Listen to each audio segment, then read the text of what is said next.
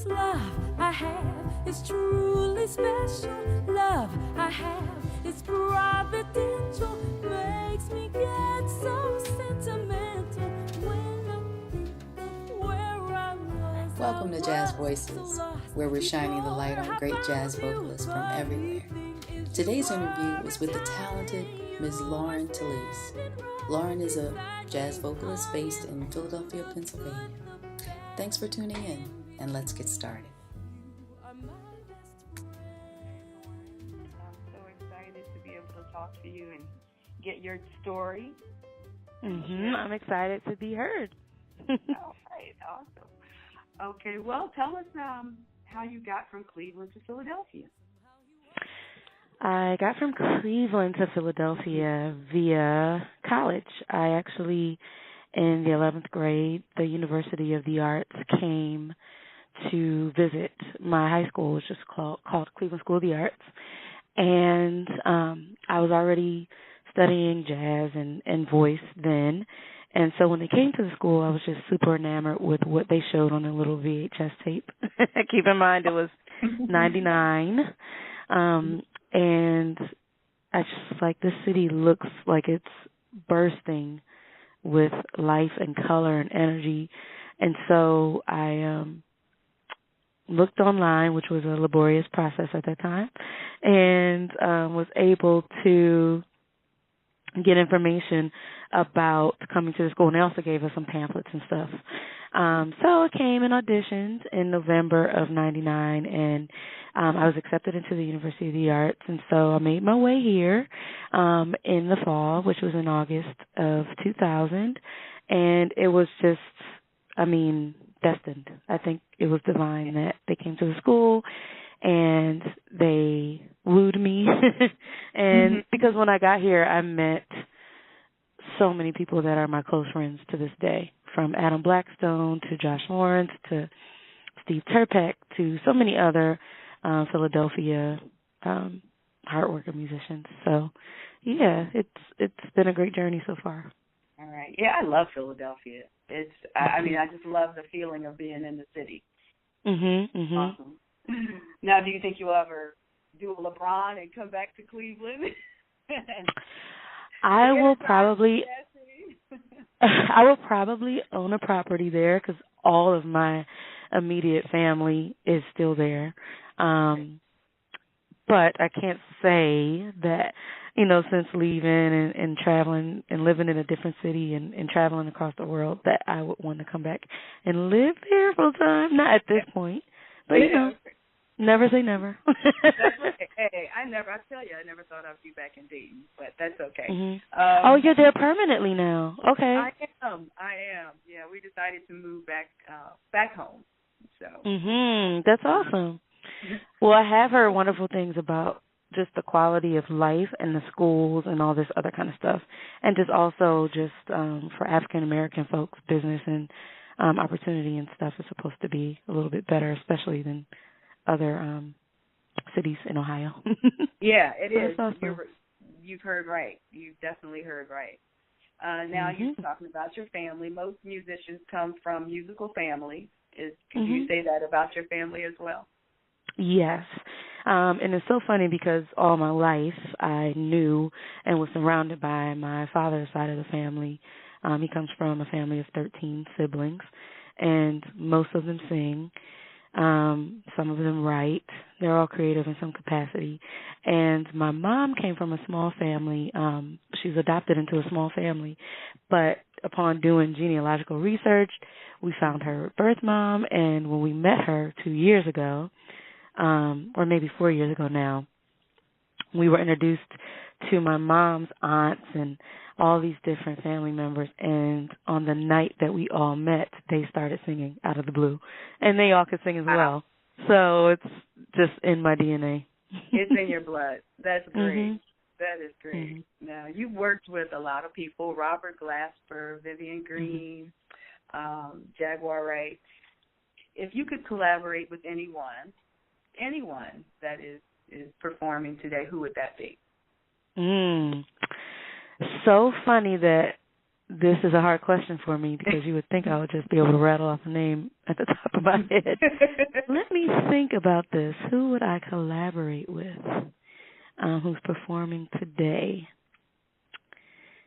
Who am I really into today? Well, I'll tell you one thing. Solange has a very bohemian and just eccentric way at dealing with music, and I understand that she produced or co-produced and wrote most of the tunes on her record, and they're not your typical songs. And honestly, I am more inclined to follow a tried and true singer, meaning somebody who probably has a resume of studying here, or that comes from this lineage of being compared to the likes of my idols of days gone by, like Sarah Vaughan or Nancy Wilson, or those folks. But she's somebody who I'm inspired by because I think she dreams wide open, and that's really important to me. Another person that I would love to collaborate with one day and actually study with is a Spanish singer by the name of Buica. She is very rare because she is a black woman who is a Spaniard, like a tried and true Spaniard. And she sings, she's really informed by so many traditional Spanish techniques, and that's something that I really couldn't wrap my mind around when I heard her, because you can hear gospel, you can hear Ella, and you can also hear this traditional Spanish singing. So I would love to collaborate with her. Otherwise, there's so many. It's too many to name for right now. But those are the two that actually come to my mind. They come to mind. That's awesome. That's great. So you aren't tied to jazz necessarily. You. I'm open. Actually, I see myself in the future as somebody who. Someone who definitely is prominently informed by the genre of jazz, but who is also embracing of Broadway and just traditional pop, which really is jazz when you think about it, but of a bygone era. So I really love, as I mentioned, Nancy Wilson and Lena Horne and Barbra Streisand and all these folks who just sing a song that tells a story that resonates with them regardless of genre. So that's really how I would describe myself. When I perform a lot, I definitely incorporate lots of jazz standards because that's where I actually grew my roots, and that's what actually drew me into even being a singer and to finding my voice. Jazz was that for me.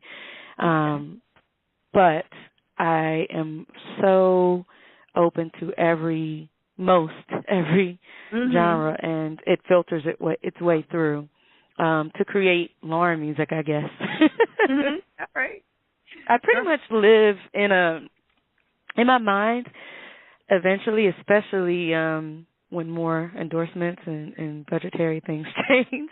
I would love to have a full orchestra on every song, and I would love to. My next album will definitely be more representative of my cinematic inclinations. I live inside of old Hollywood film scores. When I'm walking around the city or riding my bike or anything like that, that's what's playing. Henry Mancini and Nelson Riddle and Duke Ellington and all these sweeping, gorgeous, lush, string parts and horn lines and just things that kind of transport you. And that's what I want my music to do, transport you and cause you to feel like you're, ascended from all this regular, everyday mundanity. I see that in you. I can see that in you. So having a full-time job and pursuing music, what's a typical week like for you? You're trying to, get in gigs and do the best that you can do at your day job, as they call it.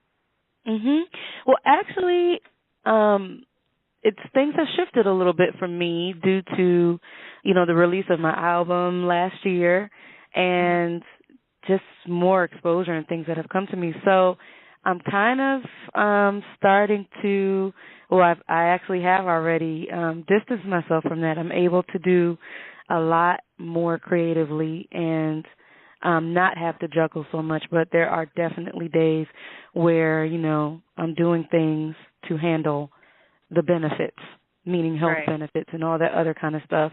And that's a specific artist struggle, just separating.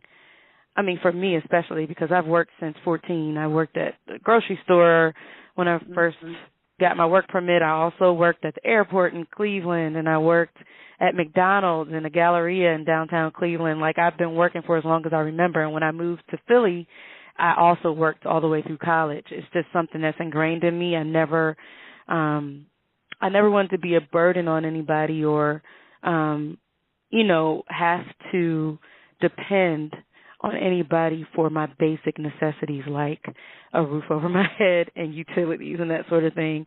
And also, like as I mentioned, benefits and that sort of thing. So it's interesting that path because not many of my contemporaries or colleagues have ever had to work a normal day job. So it's very interesting because when I go to rehearse or, just put a show together, my schedule is so contrary to that of my band members. And that has definitely proved challenging at points, but it's definitely given me a little bit more ingenuity and hustle, ingenuity and hustle.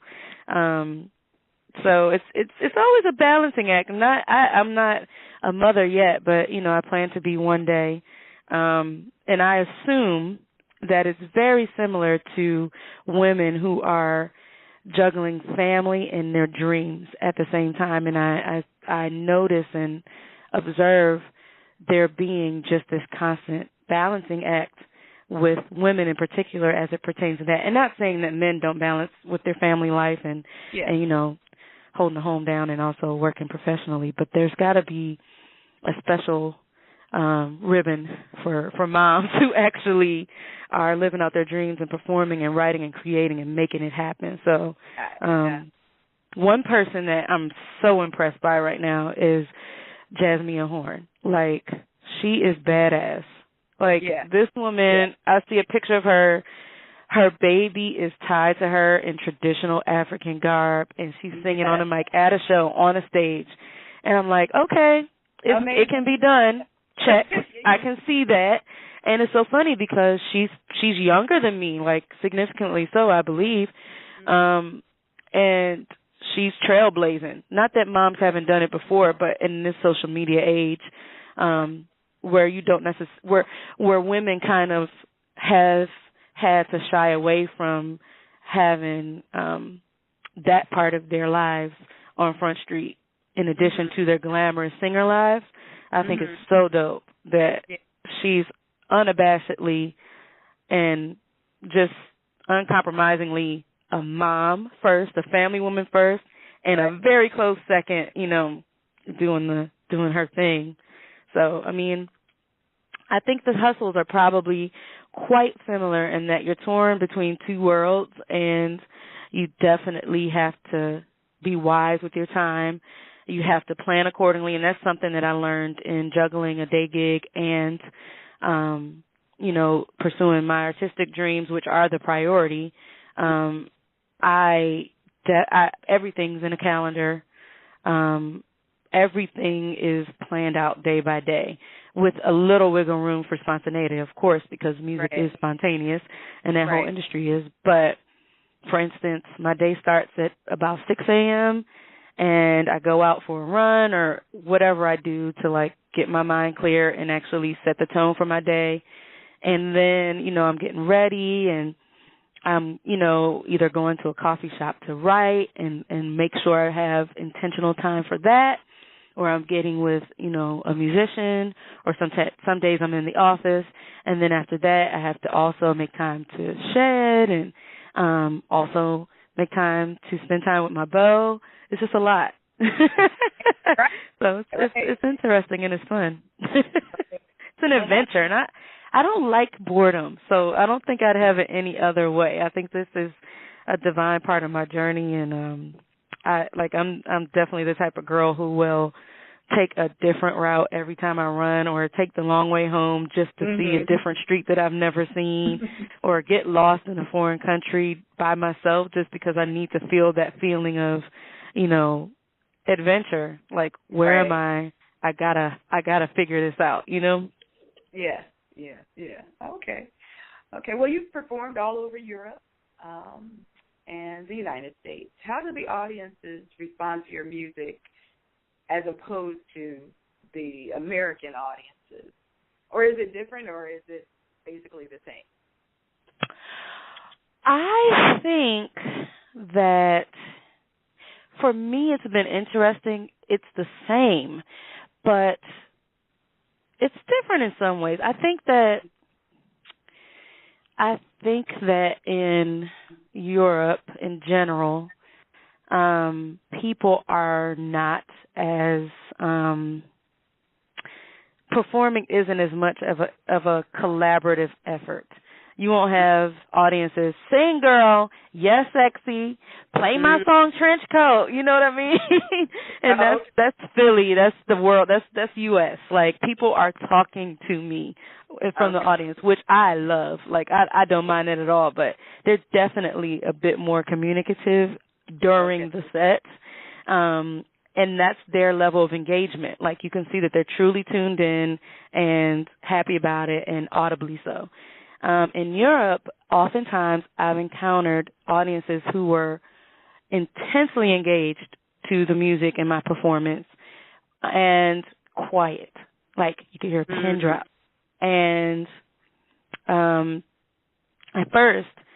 first show in Paris was actually in 2014 or 2015, and I didn't know what to think, and I had performed with soul artists doing background vocals in Europe before, like in my formative years, probably in my late teens, but to do your own music and to have the audience staring back at you and not know how to read that is quite interesting. But you just keep doing what you're doing. And then afterwards, this is what's really markedly different.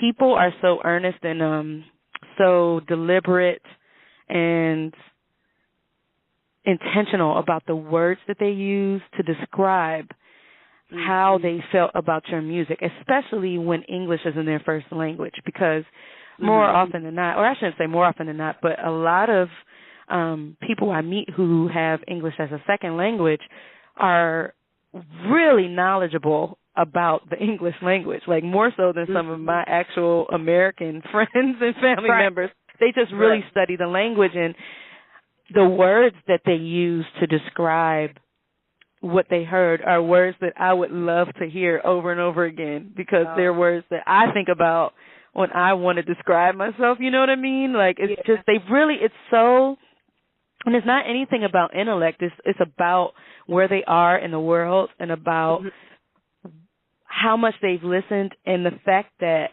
they're processing my English songs that I wrote from my language to their language. Right. And they're telling me how they feel about it. There's nothing like it in the world to go abroad and actually hear somebody tell you what they think about your music from an international lens. I wouldn't I don't know how to describe it. It was wonderful. So that's my experience with that. That's great. So what is your favorite venue? Do you like a more intimate venue, or do you like festivals? What do you prefer? I like them both. I really love ornate old theaters, with the gilded ceilings and all that fun stuff. Think like the Academy of Music or somewhere like that, where orchestras can play, but also, you might happen to find yourself in there by some stroke of luck or some blessing. I was able to open for an artist who's actually based or from the Philadelphia area named Amos Lee this past fall.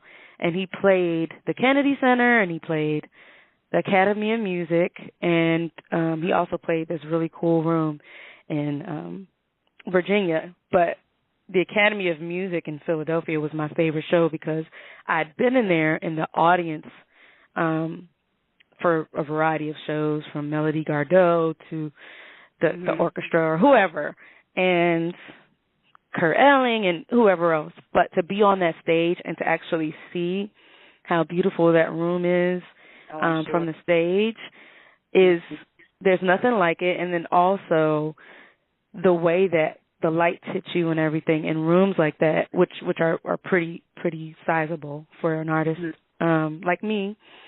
I really could only see maybe 4 rows back because the lights are a little blinding. But there's a different bit of acclimating you have to do to that because you're not looking at somebody one-on-one. You just know you got to do what you do best and hope that the audience responds. And if they do audibly, you get it. You know what I mean? Or hopefully you see somebody. But I can never see in those sorts of environments. Festivals are a little different because although the audience sizes are quite large, I can see so many faces in that sea of people. So that actually calms me. I actually like being able to see people and look right at them and sing to them.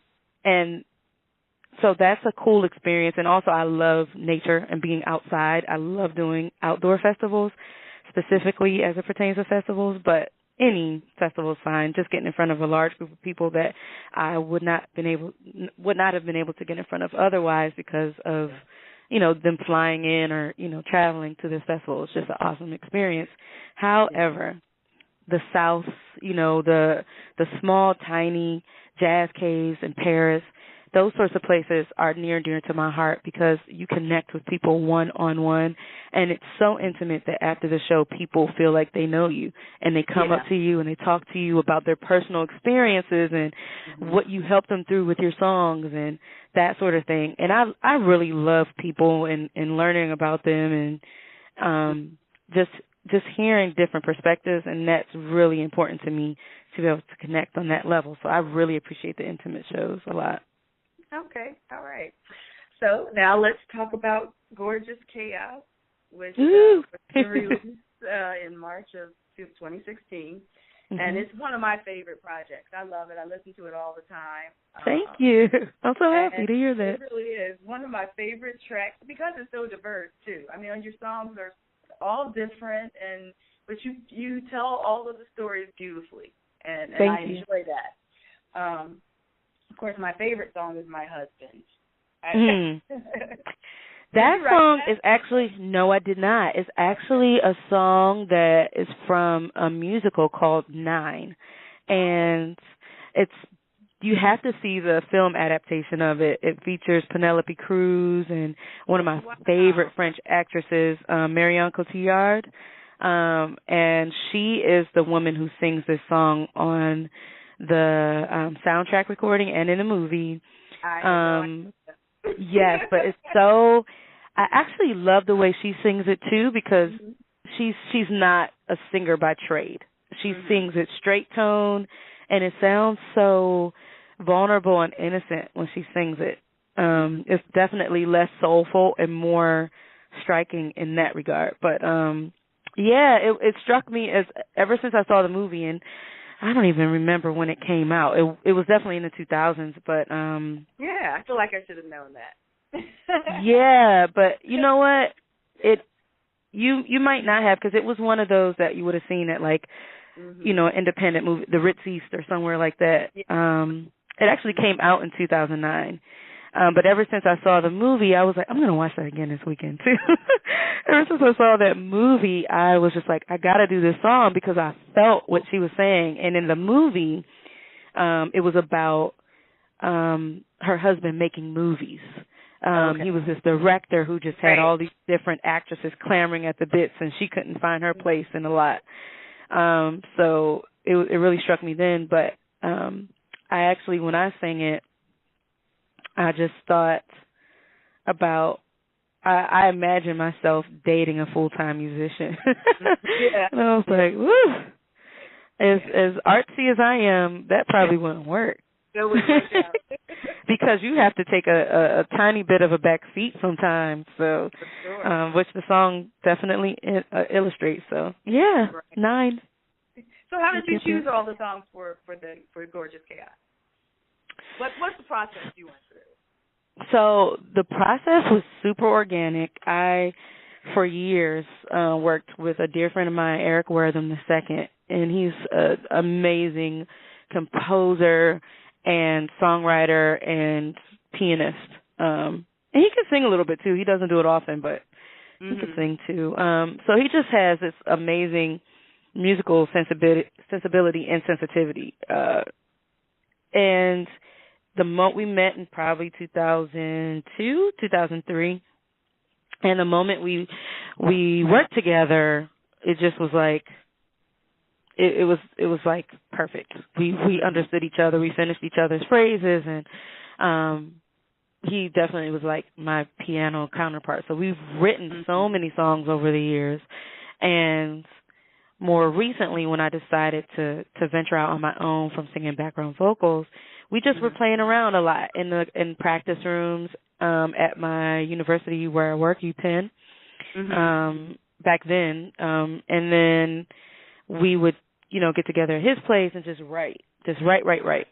And oftentimes that would consist of him just tinkering around on the piano and me being like, what are you playing? For instance, with This Love, that's how it was. He was just playing, dawdling on the piano, and this melody stuck out from the multiple lines he played because he's always practicing in like this rapid tempo and doing all these trills and crazy stuff. And I happened to hear it, and I caught it at the right time, and I'm like, play that again.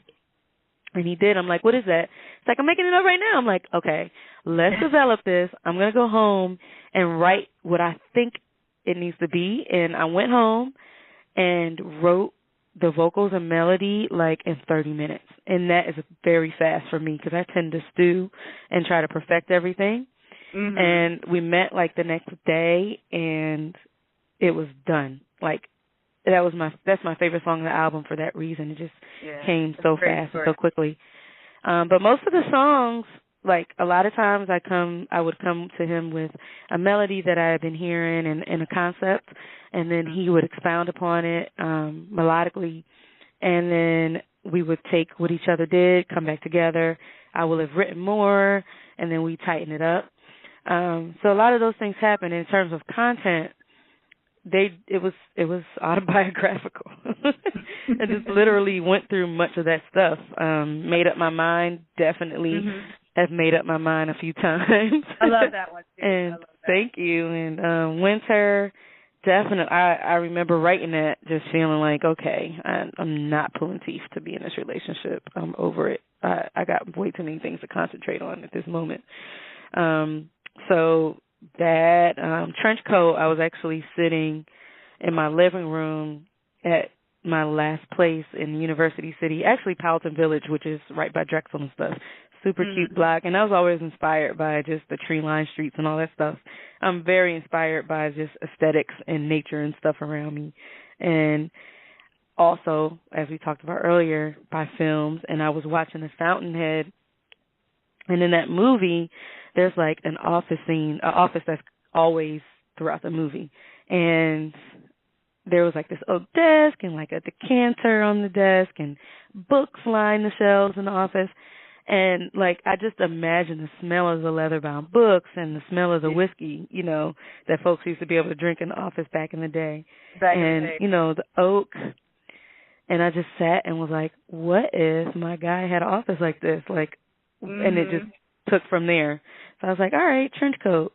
I just imagine myself as this femme fatale, this Lauren Bacall type character, who visit her man during the day or night at work.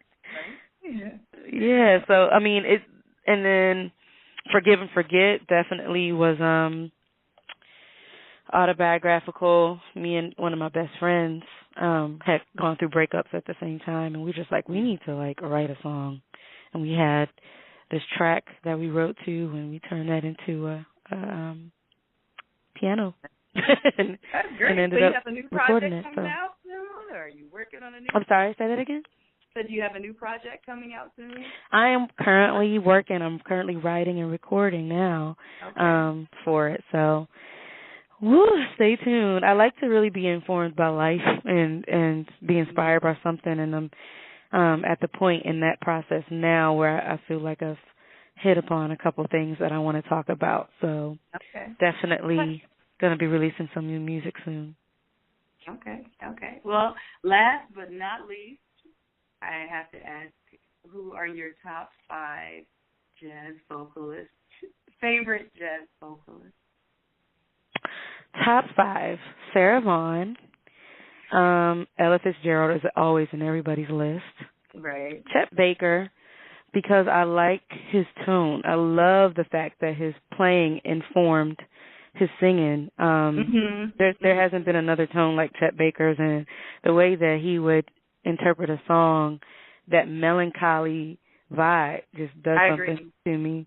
So those are 3. Let's see. Gregory Porter is in my top vocalist in general. I really love him. Nancy Wilson likes to call herself a song stylist. While I love her so much, she was just like, hey, I can sing anything. So even though I love jazz and I grew up in a jazz age or jazz time, I'm not that. So I wouldn't put her, I would honor her wishes and not put her in this category, although she ranks up there for me.